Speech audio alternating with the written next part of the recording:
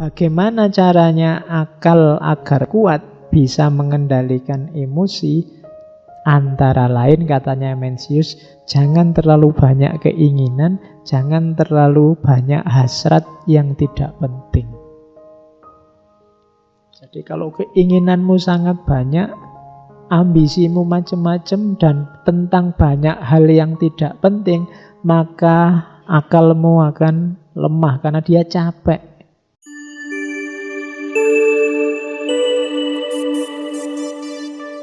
Assalamualaikum warahmatullahi wabarakatuh.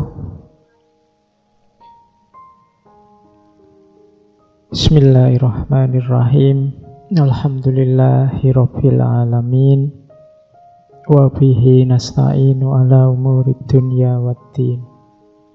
Allahumma sholli wa sallim wa barik ala habibina wa syafi'ina sayyidina wa maulana Muhammadin wa ala alihi wa ashabihi wa man tabi'ahum bi ihsanin ila yaumiddin. Bismillah, kita lanjutkan ngaji kita malam hari ini. Kita kembali lagi dengan ngaji. Temanya untuk bulan ini tema Chinese Philosophy. Tema belajar pada para filosof Cina, filosof Tiongkok kuno.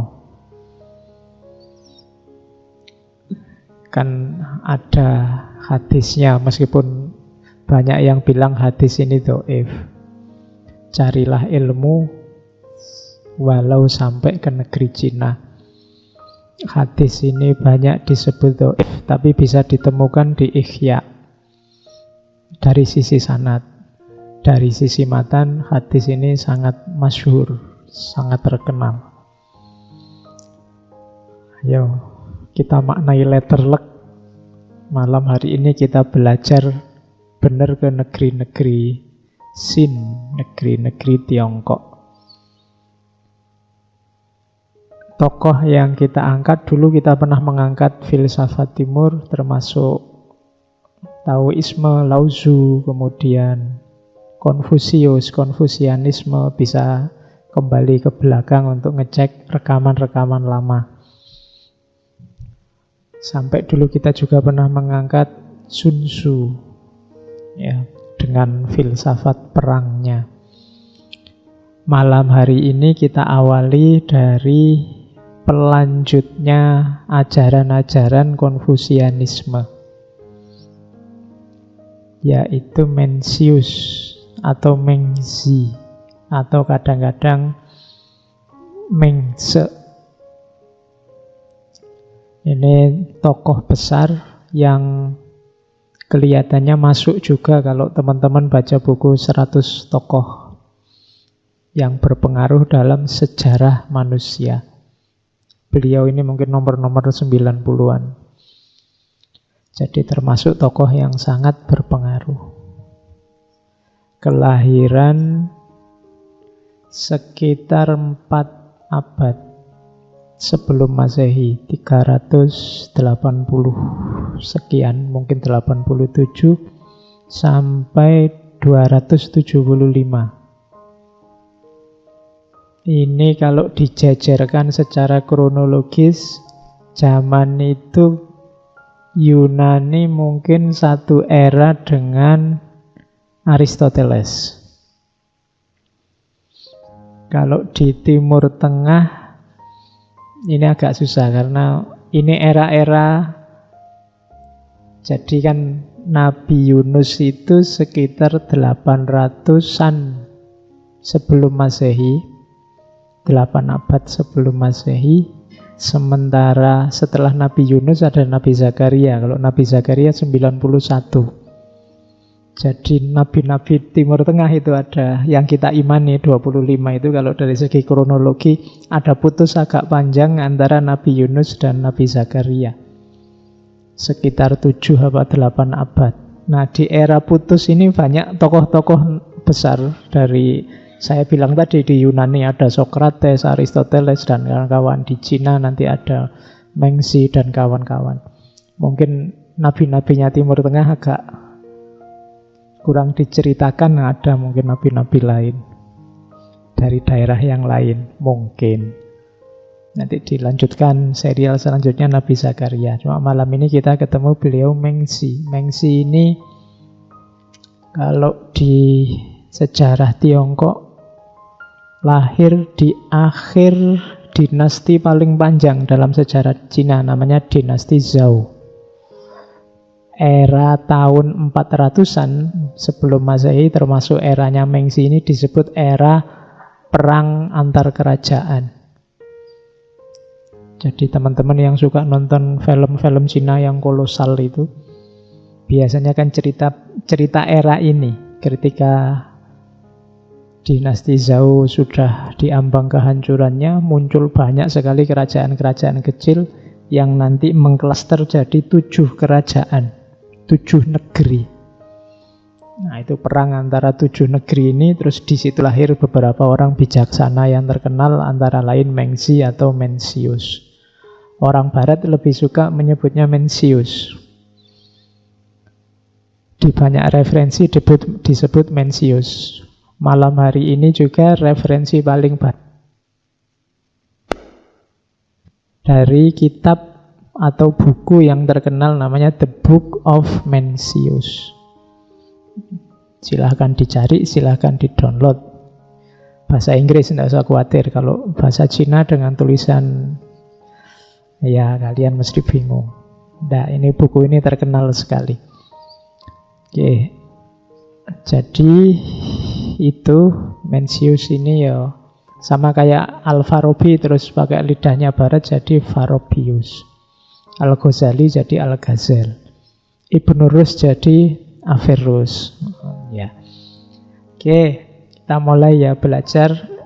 Mencius ini awalnya nenek moyangnya bangsawan, cuma begitu jatuh pada dia sudah jadi orang biasa. Tapi orang biasa yang bijaksana. Banyak sekali kisah-kisah beliau yang memberi nasihat penguasa. Mungkin gagasan-gagasannya bagi teman-teman hari ini ala biasa, sudah banyak yang ngomong gitu. Tapi jangan lupa ini 400 tahun sebelum Masehi. Nanti mungkin ada gagasan, loh itu kok kayak demokrasi, loh itu kok kayak sosialisme. Nah itu jangan lupa, tapi ini ngomongnya 400 tahun sebelum Masehi. Oke, saya awali dari tokoh besar ini.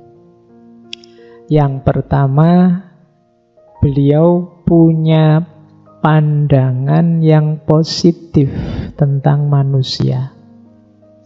Katanya Mengzi, manusia itu hakikatnya baik. Aslinya manusia itu baik. Jadi ini menjawab pandangan-pandangan yang bilang manusia itu netral. Ada yang bilang manusia itu jahat. Tapi katanya Mengzi enggak. Aslinya orang itu biarkan saja secara alami, isinya pasti baik. Kalau ada orang jahat, itu berarti dia sedang menyalahi kodratnya. Kodratnya orang itu baik. Buktinya apa? Katanya Mengzi, dia mengilustrasikan contoh paling gampang. Kalau kalian lihat anak kecil misalnya, lewat di depanmu tiba-tiba kecemplung, apa bahasa Indonesia ini kecemplung itu? Tercebur sumur, itu kan mbok kamu akui apa enggak, kamu kan bergegas ingin nolong. Nah itu siapapun itu, mbok orang jahat kamu, siapa aja, begitu ada anak kecil kok jatuh, kamu mesti tergerak ingin menolong. Dari mana keinginan itu? Dari dalam dirimu sendiri. Meskipun mungkin nanti macam-macam tindakan yang dilakukan. Ada yang mungkin tidak berani nolong, Pak, sumurnya dalam, saya juga tidak berani. Tapi intinya kan kamu ingin nolong sebenarnya. Atau kamu pinggir jalan lah, pakai contoh yang lain, kamu jalan naik motor, terus tiba-tiba ada orang jatuh. Itu kan secara alami sebenarnya kamu ingin nolong dia. Bahwa kamu tidak jadi nolong dengan banyak pertimbangan, itu kan cerita selanjutnya. Mungkin sudah ada yang nolong, mungkin kamu, wah salah kesusu ya saya, salah ada acara, atau kamu malas ngapain, orang bisa berdiri sendiri kok. Tapi awalnya kan kamu sebenarnya ingin nolong ketika ada orang jatuh. Ini oleh Mengzi dijadikan alasan bahwa hakikatnya orang itu baik. Kamu lihat temanmu menderita, itu kan sebenarnya juga ingin nolong. Temanmu misalnya uangnya habis, itu sebenarnya kamu ingin nolong. Bahwa kamu tidak jadi nolong, saya nolong gimana, sama saja saya juga habis Pak. Tapi kan ada rasa kasihan itu. Jadi katanya Mengzi enggak, sebenarnya setiap orang itu baik. Kok ada orang tidak baik, berarti ada kodrat yang dilanggar. Jadi ini teori pertama. Semua teorinya nanti didasarkan pada kodrat kebaikan manusia. Sehingga baik itu akhirnya menurut Mencius apa? Baik itu adalah sesuatu yang sesuai dengan kodrat manusia. Nanti di buku itu diilustrasikan makan misalnya. Makan itu hakikatnya baik, tapi kalau kita makan yang tidak sesuai dengan kodrat, ya hasilnya tidak baik. Jerami itu baik bagi sapi, tapi tidak baik bagi manusia. Kenapa? Tidak cocok sama kodratnya. Saya mau makan rumput kering, apa sapi aja sehat? Tidak cocok sama kodratmu. Iya sapi, makan itu sehat. Kalau kamu tidak, karena kamu beda kategori. Kodratmu tidak begitu. Jadi kebaikan itu pasti sesuai dengan kodrat. Atau kodrat itu isinya pasti kebaikan. Oke, termasuk nanti kodrat, kalau tadi kan fisik, kodrat rohaniah. Jujur, itu diakui atau tidak, semua orang akan menganggap jujur itu baik. Kecuali yang ada tendensi lain, terpapar apa macam-macam. Tapi hakikatnya orang akan menganggap jujur itu baik. Membantu orang itu baik. Pokoknya semua yang baik itu kita pasti sepaham. Meskipun nanti mungkin keluarnya bisa beda-beda. Misalnya, jangan mencaci maki orang lain loh. Kita kan semua sepakat. Susah orang membantah bahwa boleh saja mencaci maki, enggak. Mencaci maki orang lain pasti jangan. Jangan menyakiti orang lain loh. Ya boleh saja. Jadi untuk yang baik-baik kita pasti sepakat. Harusnya begitu teorinya. Meskipun nanti ada pengecualian-pengecualian ketika orang nabrak kodratnya. Jadi teori setelah kodrat ada teori kebaikan. Nanti ada alasannya. Jadi manusia itu hakikatnya baik, dan yang disebut baik adalah segala yang sesuai dengan kodratnya manusia. Kodrat itu misalnya orang punya kecenderungan berketurunan, maka menikah itu baik. Berarti apa? Kalau ada yang nabrak kodrat ini, ada kodrat yang ditabrak, berarti ada yang dilanggar. Lahir ketidakbaikan. Maka kamu tidak boleh berniat, Pak, pokoknya saya nggak usah nikah saja, tidak boleh. Ada kodrat yang akan kamu langgar. Jomblo tidak masalah, tapi niat tidak nikah tidak boleh. Ya. Saya sih tidak pengen Pak jomblo, bagus. Berarti kamu masih normal. Jadi kebaikan dan kodrat itu dua hal yang saling berkaitan. Nah, kenapa sih kok yang kodrat itu pasti baik? Karena manusia itu punya 5 watak sejati ini. Jadi ini watak bawaan yang nanti jadi nyeleweng karena kita sendiri yang nabrak. Itu ada 5 itu: Ren, Yi, Li, Ti, dan Xin. Ren itu cinta, kasih sayang. Yi itu kebenaran. Li itu kesusilaan. Ti itu kebijaksanaan, sin itu dapat dipercaya. Jadi ini watak sejati. Kalau kalian tidak punya watak ini atau watak ini terkubur, ada yang keliru dalam sejarah hidupmu. Karena manusia punya potensi ini. Yang pertama cinta kasih. Cinta kasih sayang itu manusiawi, sejatinya manusia. Maka kebalikannya, kebencian, peperangan, saling menyakiti itu berarti apa? Penabrakan terhadap kodrat. Harusnya manusia itu saling mencintai. Makanya kalau kalian sedang melihat fenomena cinta kasih, melihatnya jadinya indah. Kenapa? Karena itu hakikatnya dirimu. Kalau ada orang saling menyayangi, saling membantu, saling menolong, itu kan fenomena cinta kasih. Rasanya indah untuk dilihat. Kenapa? Manusiawi. Itu hakikat kita. Sama, yang kedua coba begitu, kebenaran. Kebenaran itu indah. Tidak ada orang yang ingin tidak benar. Kadang-kadang wong jelas tidak benar tetap ingin disebut benar. Karena ada dalam kebenaran itu fitrah, watak sejati. Makanya ada kalian kadang-kadang kalau salah kan tetap bikin alasan biar benar.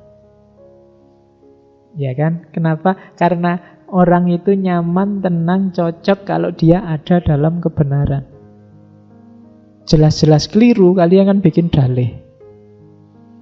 Kok kamu males sekarang? Sebenarnya enggak males sih Pak, tapi kesibukan saya, karena alasanmu kan mana. Daripada saya ngomong yang jelek-jelek sama orang, daripada mending saya di rumah rebahan aja. Itu kan alasanmu untuk males. Kenapa kok kamu bikin alasan? Karena kamu takut dianggap tidak benar. Kadang-kadang sudah ketahuan aja kan sudah. Ayo kamu nyontek ya. Enggak kok Pak, ini enggak nyontek. Kebetulan ada tulisan jawabannya pas cocok kok ya kelihatan. Ya podo wae. Jadi fitrah, watak sejati. Orang itu kebenaran. Kalau ada orang salah tidak indah dilihat, keliru tidak indah dilihat, tidak hakiki. Kemudian yang ketiga kesusilaan. Kamu kan tidak nyaman lihat orang tidak sopan. Kamu kan tidak suka lihat orang tidak bermoral. Karena kita punya watak sejati susila. Makanya hakikatnya orang itu baik. Jadi kesusilaan. Terus ada kebijaksanaan.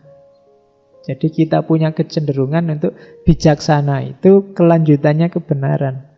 Memutuskan merancang, mewujudkan kebenaran, kesusilaan, cinta kasih secara pas ruang dan waktunya. Itu kebijaksanaan. Makanya filsafat itu cinta kebijaksanaan. Itu watak sejati. Orang selalu mengejar kebijaksanaan, ingin hidupnya pas, ingin keadilan, ingin keputusannya cocok, ingin pilihan hidupnya sesuai. Itu kebijaksanaan. Kalau ada temenmu misalnya uangnya sudah nipis, tapi kok ya terus dia hura-hura beli makan di warung yang mahal-mahal, itu kan namanya tidak bijaksana. Kita melihatnya kan tidak nyaman juga. Kenapa tidak cocok sama tuntutan jiwa kita untuk bijaksana? Jadi di antara watak sejatinya manusia itu bijaksana. Yang terakhir dapat dipercaya. Ini juga tidak perlu dijelaskan, kalau ada orang dapat dipercaya itu kan menyenangkan. Kalau kamu punya teman dapat dipercaya kan senang, suka. Kamu cenderung padanya. Kenapa? Karena watak sejati manusia itu dapat dipercaya. Jadi silahkan kamu lihat sekelilingmu hari ini. Apakah cinta kasih, kebenaran, kesusilaan, kebijaksanaan, dan dapat dipercaya ini masih hidup, berkembang apa enggak? Kalau tidak, berarti banyak orang termasuk mungkin kita sendiri sedang kehilangan watak sejati. Kalau ada yang tanya, Mbok kita jadi manusia itu yang manusiawi. Latihanlah jadi manusia yang manusia. Kan kita sering begitu. Manusia yang manusia itu berarti versinya Mencius ya, yang punya 5 watak ini. Cinta kasih, benar, susila, bijaksana, dapat dipercaya. Inilah manusia yang manusia. Makanya ada yang bilang belajar jadi manusia itu tidak gampang loh Pak. Iya. Karena belajar jadi manusia berarti kalian menghidupkan ini. Inilah yang membedakan manusia dengan yang bukan manusia. Loh Pak, binatang kan ada cinta kasih. Kalau binatang mungkin kita tidak menyebutnya cinta kasih, ya insting aja. Yang laki-laki dekat sama perempuan, terus kawin, terus punya anak. Kalau binatang kan begitu juga. Tapi tidak, kalau di manusia ada cinta kasihnya. Ada pendekatan, ada kecenderungan, ada kan gitu, panjang. Tapi kalau hewan kan tidak butuh macam-macam, ketemu, kawin, punya anak, selesai. Jadi kalau manusia butuh proses, ada cinta kasih yang mewarnai. Nah, kalau kalian kan ada pacarannya, ada putusnya, ada pacarannya lagi, ada putusnya lagi. Menjelajahi cinta kasih, tidak apa-apa. Kalau belum nikah kan tidak apa-apa, pengalamannya biar luas. Iya. Oke. Jadi itu watak sejatinya manusia. Terus, nah, wujudnya apa watak sejati itu? Bentuknya adalah unsur-unsur fundamental yang khas manusia. Jadi, apa yang khas manusia itu? Sifatnya, kalau kalian tadi kan mengusahakan cinta kasih, kebenaran, kebijaksanaan, dapat dipercaya, wujudnya apa?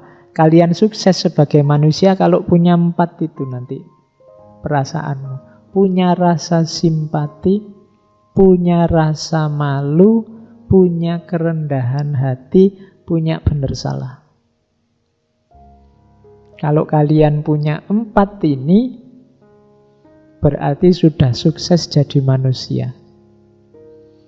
Yang pertama apa? Simpati. Ini khas manusia. Jadi kalau saling menyayangi itu kan simpati. Ini tadi dasarnya Ren tadi, kasih sayang kemanusiaan.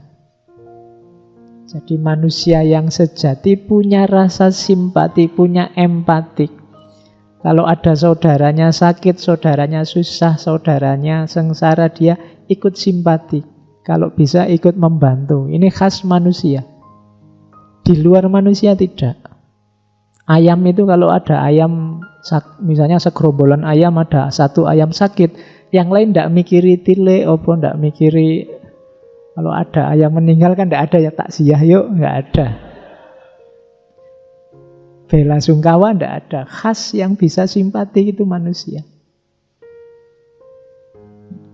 Kadang-kadang di penyembelihan yang sana temennya sedang disembelih, yang sini senang-senang, bahkan ada yang kawin.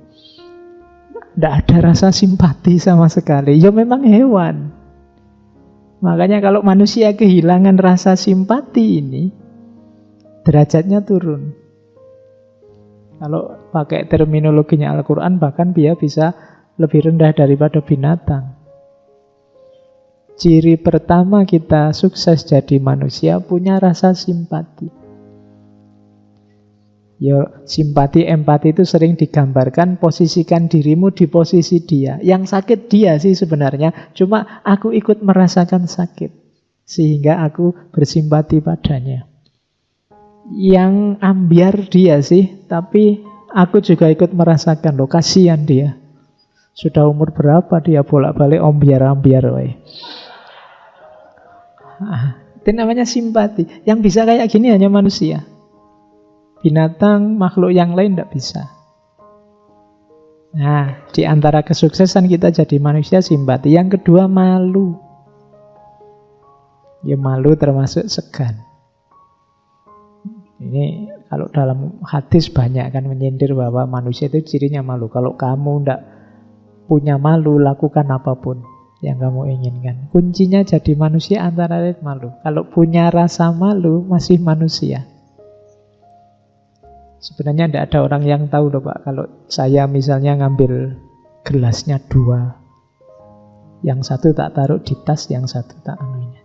Jadi bawa botol sendiri tak isi, mumpung belum ada yang datang. Ini nggak ada yang tahu, tapi malu, masih manusia. Kalau sudah tidak punya malu, kehilangan kualifikasi kemanusiaanmu. Harus punya malu.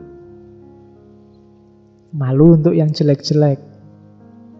Jadi kalau kalian tidak punya malu, katanya Nabi kan, ya lakukan apapun. Kuncinya cuma rasa malu. Malu inilah nanti jadi dasar lahirnya kebenaran dan keadilan. Kalau orang sudah malu berbuat jahat, orang malu kalau salah, itu kan lahirnya kebenaran. Saya bisa sebenarnya membuat dia sengsara, susah, aku punya kuasa atas dia, tapi ndaklah, aku harus adil. Malu aku kalau ketahuan menyakiti orang lain. Itu harus punya rasa malu. Selama rasa malu, rasa segan ini masih ada, kita masih manusia. Tapi kalau sudah tidak punya malu, perlu introspeksi lagi. Saya itu loh, ini tadi kan perbuatan jahat, perbuatan jelek. Aku kok ndak malu ya? Itu kamu coba introspeksi. Sebenarnya yang saya lakukan ini kalau ketahuan memalukan. Tapi kok aku sendiri ndak malu ya? Ayo introspeksi. Sebenarnya kamu harusnya malu. Dan malu salah satu di antara kualifikasi kita jadi manusia. Yang ketiga, rendah hati dan kerelaan. Hanya manusia yang punya sifat murah hati, rendah hati, mendahulukan temannya, membela yang lain. Jadi mengutamakan orang lain. Ini sumbernya moralitas kesusilaan. Lawannya kan egois. Ingin menang sendiri, ingin enak sendiri.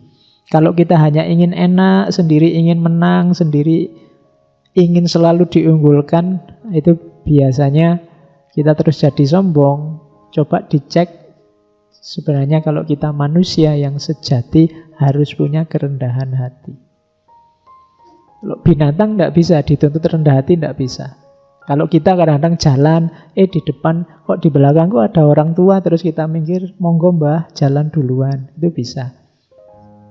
Tapi kambing, bebek tidak bisa. Tidak ada kok bebek jalan terus, ada yang lebih tua, terus yang mikir, tidak ada.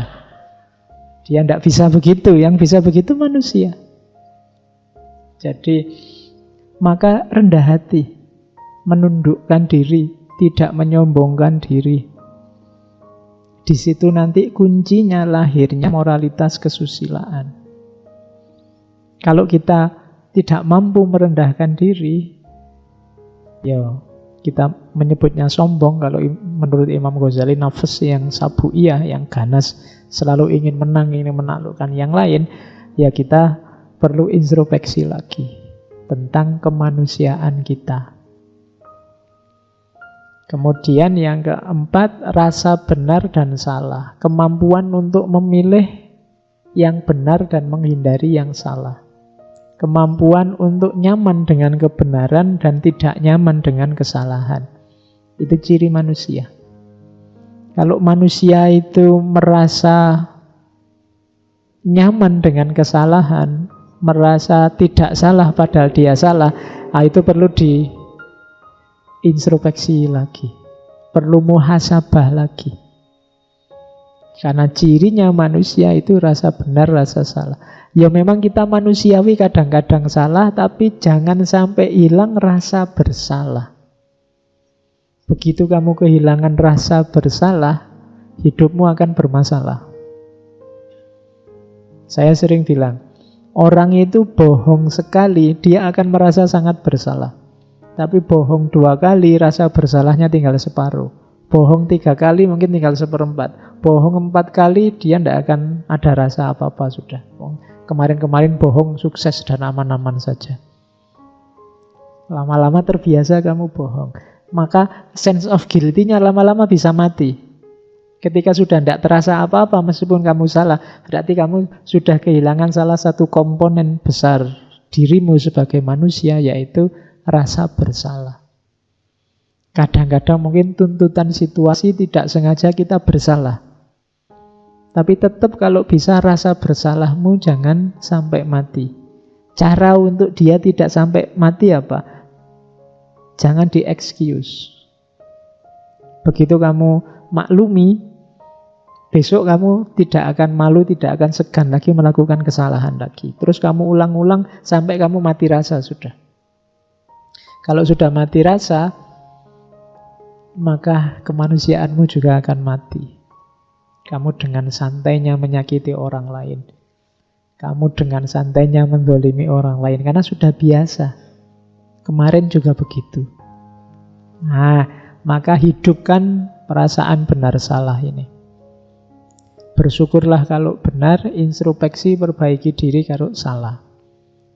Jadi, kalau kalian menyebut diri kalian manusia, coba dicek. Masih hidupkah rasa simpati itu? Masih adakah rasa malu? Masih bisakah berendah hati? Dan masih terasakah kalau kamu benar atau salah? Selama ini masih ada, alhamdulillah. Kalau ada satu komponen yang hilang, cepat-cepat diperbaiki. Manusia akan hancur peradabannya kalau 4 hal ini hilang. Ketika orang tidak saling bersimpati, saling menyerang, ketika orang sudah tidak punya malu, ketika setiap orang inginnya egois mengunggulkan diri dan kepentingannya, ketika orang sudah tidak peduli lagi mana benar mana salah, yang hari ini kita sebut post-truth itu, maka kalau ini tidak diperbaiki, lama-lama peradaban akan hancur. Jadi mungkin tidak perlu nunggu kiamat. Sebenarnya nanti yang menghancurkan peradaban manusia itu ya manusianya sendiri. Katanya sebentar lagi mau perang dunia ketiga. Ya, alhamdulillah kalian kan sudah sumpek masalah banyak, solusinya gimana? Akhirnya perang juga lumayan. Iya, yang skripsinya tidak selesai, tesisnya tidak selesai. Sekarang ada alasan perang, Pak. Ya, oke. Jadi apapun yang terjadi tetap jadi manusia. 4 ini alat utamanya adalah hati atau sin.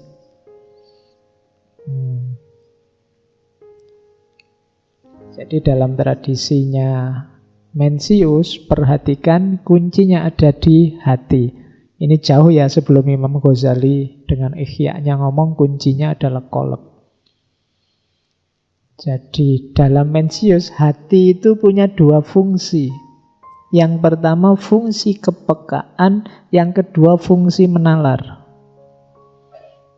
Jadi yang pertama hati yang merasakan, yang kedua hati yang reflektif. Kalau yang kepekaan ini bisa dipahami mudah bahwa kalian harus peka terhadap situasi jiwamu dan situasi sekelilingmu. Kalau ada orang sengsara, ada orang sakit, ada orang kesulitan, kamu peka. Hatimu bisa menangkap.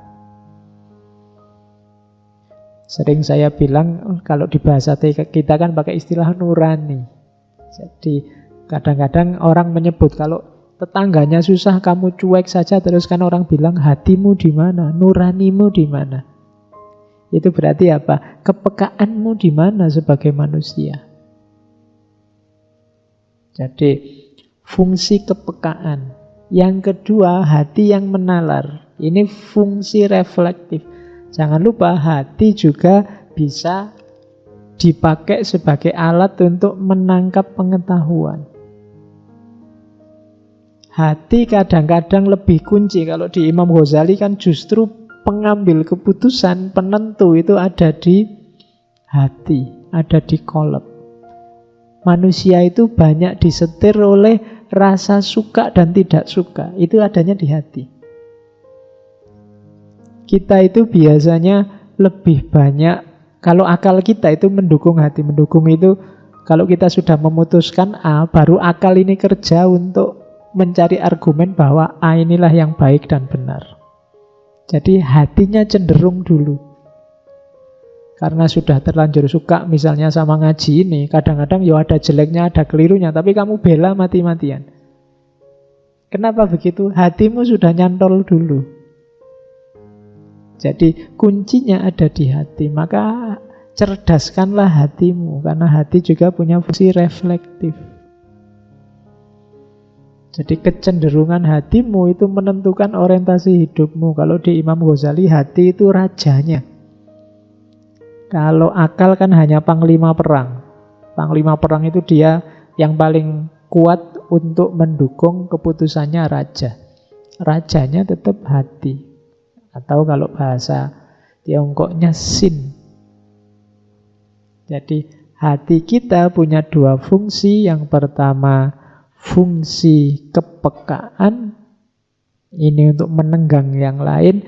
Kemudian yang kedua fungsi refleksi. Nanti ada bedanya antara refleksi menggunakan akal atau menggunakan hati. Sering saya contohkan refleksi akal sama hati itu misalnya gini loh. Kalau ada temanmu tadi yang saya contohkan akhir bulan, duitnya sudah habis.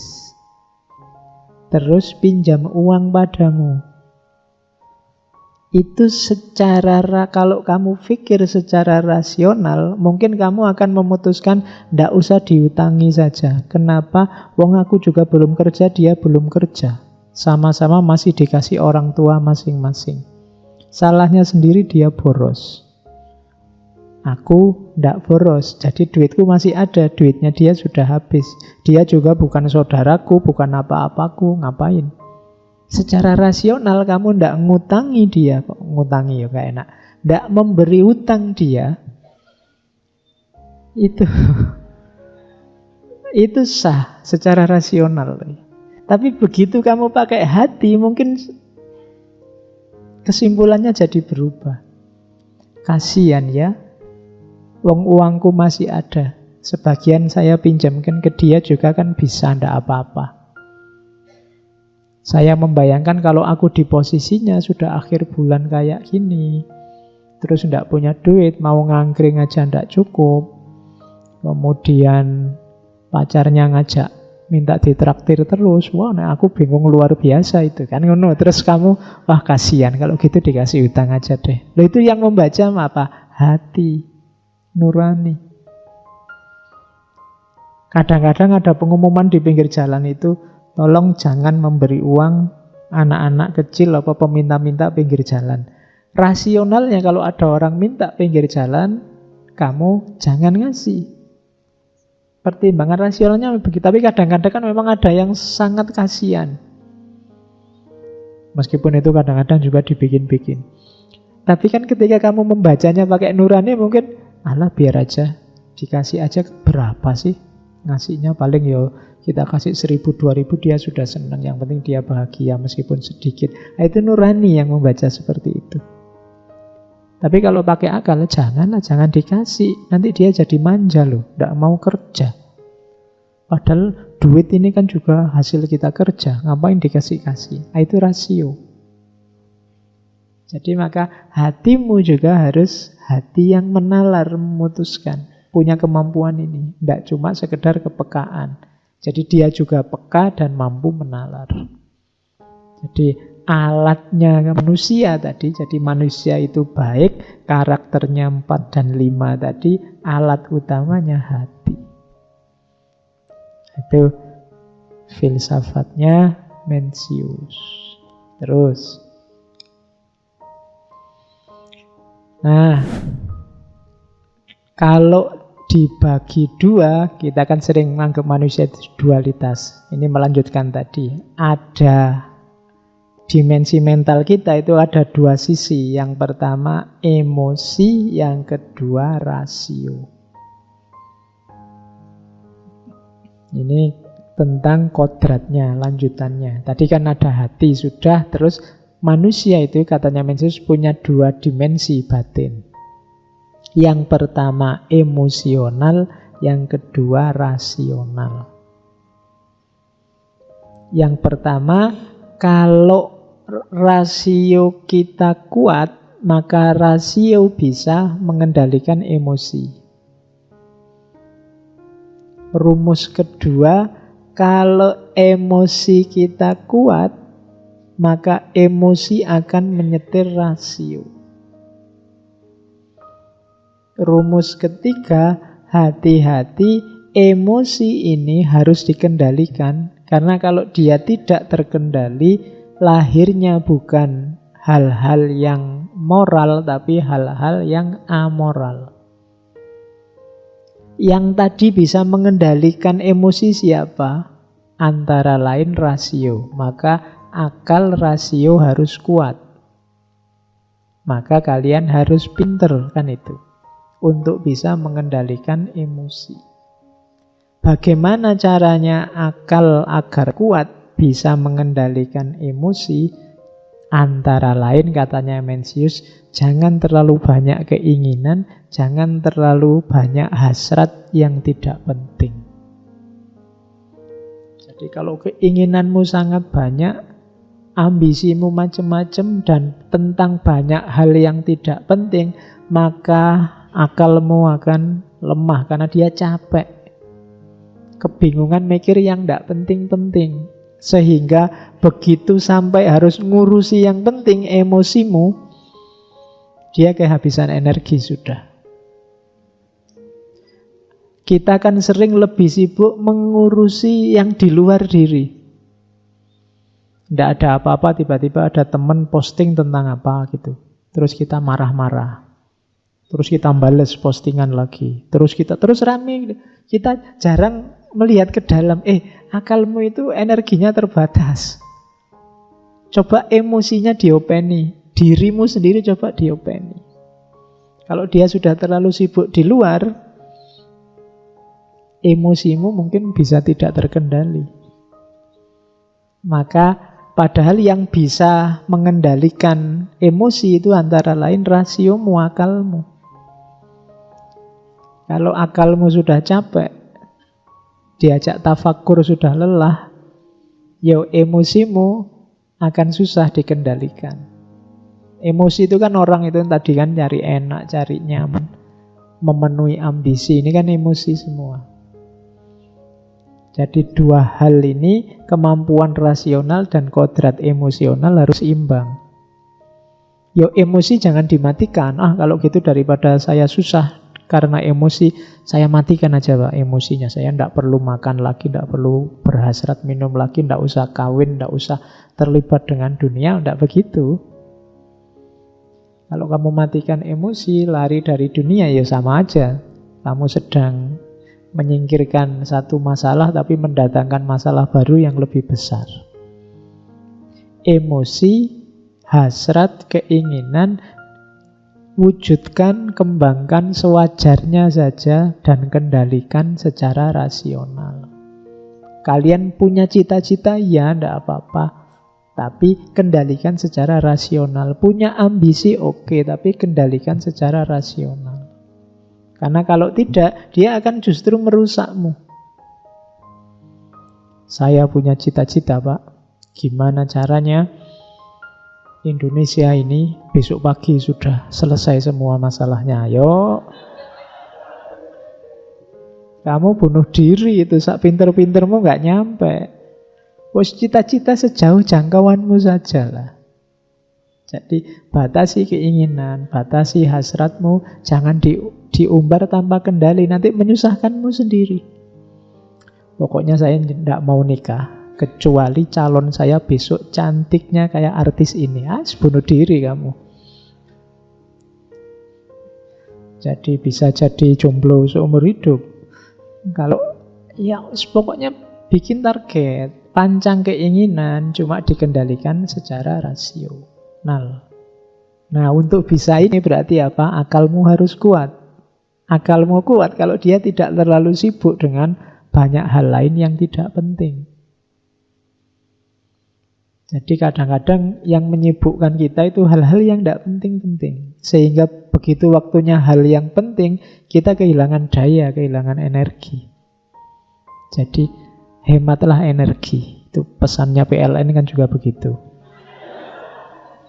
Jadi simpan untuk yang penting-penting. Gitu loh.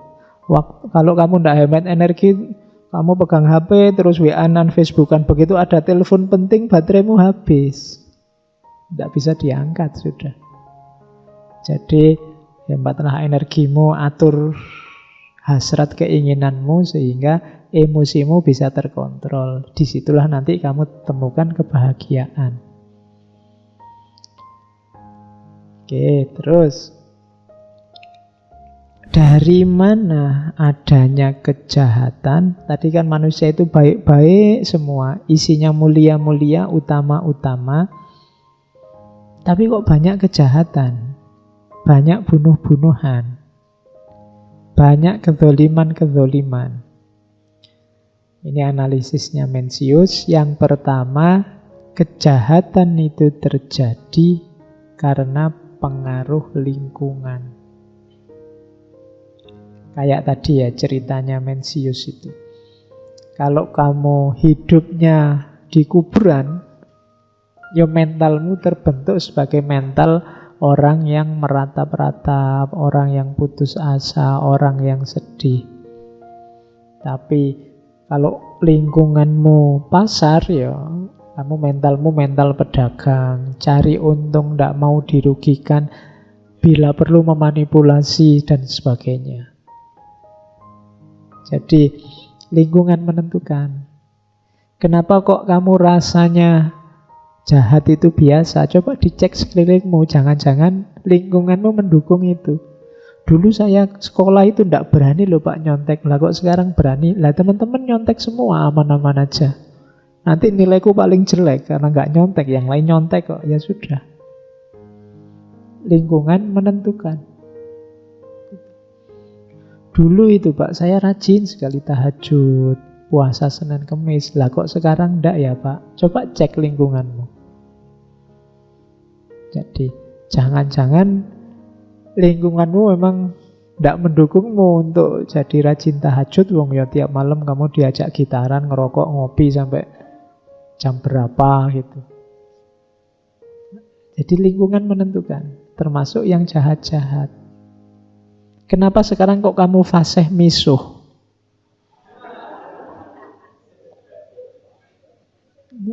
Silahkan kamu cek pergaulanmu yang kamu ikuti di Twitter, di Instagram, dan lain sebagainya. Mungkin banyak yang berhubungan dengan pisuan. Makanya kamu sekarang fasih misuh. Ya, jadi lingkungan. Yang pertama, jadi kalau ada yang tanya, kok ada kejahatan, manusia itu baik Pak? Yang pertama lingkungan. Yang kedua karena penyangkalan terhadap kodrat. Kayak tadi loh, kamu sebenarnya merasa tidak enak bohong, tapi kamu sangkal dirimu. Biarlah, wong yang lain juga bohong kok. Akhirnya apa? Kodratmu tersingkirkan. Bahkan sampai di titik ada orang yang mungkin putus asa dengan dirinya, semua kodratnya dia tabrak, memandang dirinya negatif. Sudahlah Pak, saya ini orangnya hina kok Pak, saya ini orangnya, sudahlah, tidak perlu aturan-aturan yang mulia-mulia, aku ini wis rusak mau apa. Ada orang begini, itu namanya penyangkalan.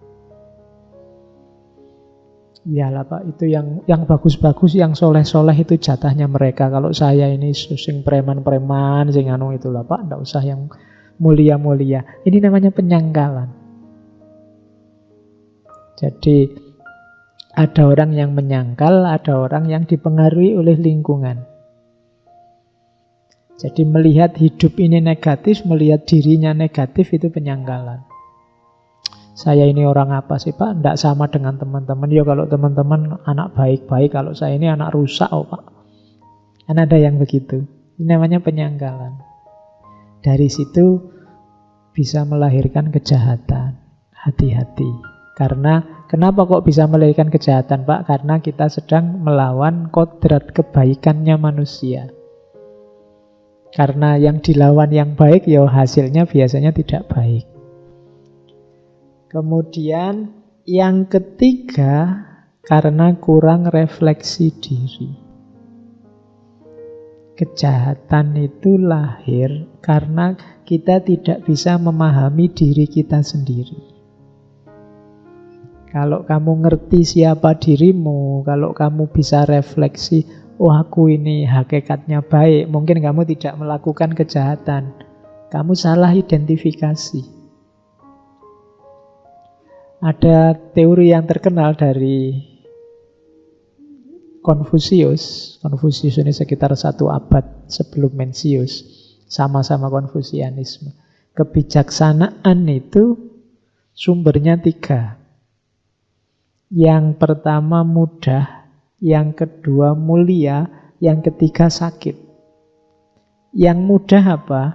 Bijaksana itu paling mudah apa? Niru. Mungkin kamu refleksi diri sendiri susah. Ada cara paling gampang, tirulah orang yang baik. Lebih mudah. Pak, saya berpikir sendiri, membaca diri saya kok susah ya Pak, untuk melahirkan kebaikan. Ada cara lebih gampang. Apa? Tiru saja. Kalau kamu lihat orang soleh, orang baik, orang mulia, tiru saja perilakunya, perbuatannya. Otomatis kamu sudah nemu kebijaksanaan. Ada cara yang mulia. Cara yang mulia itu yang utama. Ya ini tadi, refleksi diri. Kemampuan kita untuk muhasabah, untuk berpikir, untuk tafakur, memahami diri kita. Ini mulia. Untuk menemukan, oh aku itu hakikatnya baik. Seharusnya melakukan yang baik-baik. Ada cara yang menyakitkan. Yang ketiga apa? Pengalaman. Jadi kalian harus mengalami dulu baru mendapat hikmahnya. Ini biasanya sering menyakitkan. Misalnya kalian harus ngalami DO dulu baru, oh iya ya berarti harus rajin aku ini. Nah itu sakit. Kamu baru ketemu rahasianya harus rajin. Kalau coba kemarin kamu niru saja temanmu yang bagus, yang baik sudah selesai. Tapi kamu nunggu sakit dulu. Nah itu. Nunggu diputus dulu baru kamu sadar, oh iya ya selama ini kenapa aku itu kok tidak serius misalnya. Sekarang diputus, besok aku serius lah misalnya. Tapi sudah terlambat dong, sudah diputus. Tapi kamu dapat pelajaran. Makanya yang ketiga ini, pengalaman ini menyakitkan. Harus ngalami dulu, ngalami hancur-hancuran dulu baru sadar, iya ya kita ini mungkin diadu domba oleh orang lain. Ya telat, tapi ya dapat pelajaran. Tapi ya sakit. Yang nomor 3 ini menyakitkan. Lebih ngeri lagi ada orang yang sudah sakit tapi tidak ngambil pelajaran atau tidak bisa ngambil pelajaran. Itu lebih tragis lagi sudah. Ya kan? Dan itu sering terjadi. Sehingga tragedinya bolak-balik terjadi. Harusnya kalau sudah sakit itu ya ada pelajaran yang diambil. Tapi ya manusia itu kan gitu, keras kepala. Oke, Al-Quran sudah banyak bilang itu, keras kepalanya manusia. Ngeyelnya luar biasa. Sudah dikasih pelajaran bolak-balik, dari pelajaran yang lembut sampai pelajaran yang keras, tapi manusianya tidak mau ngambil pelajaran. Nah, dari situlah nanti muncul kejahatan-kejahatan. Jadi dasarnya filosofinya Mencius itu tentang hakikat kebaikannya manusia. Kalau ada yang tidak baik itu penyelewengan.